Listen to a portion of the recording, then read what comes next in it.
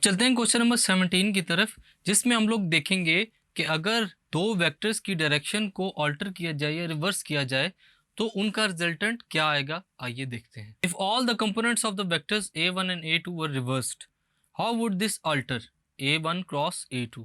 इसको कैसे ऑल्टर किया जा सकता है, आइए देखते हैं।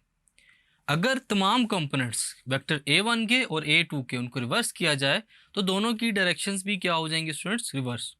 जैसा कि a1 है उसकी हम लोग डायरेक्शन को रिवर्स करें तो क्या हो जाएगा -a1, और अगर a2 है तो उसकी डायरेक्शन रिवर्स करने के बाद -a2 हो जाएगी। There vector product is given by, इनका वेक्टर प्रोडक्ट क्या होगा, -a1 cross -a2 which is equal to a1 cross a2, जो कि हमारे पास इनिशियल वेक्टर्स थे। स्टूडेंट्स, इस रिजल्ट से हमें पता चलता है कि जो वेक्टर प्रोडक्ट होता है दो वेक्टर्स का, वो चेंज नहीं हो सकता बेशक अगर हम लोग उनकी डायरेक्शंस को रिवर्स कर दें।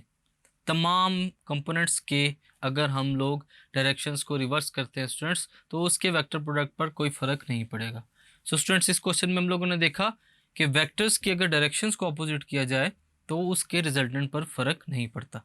Thank you.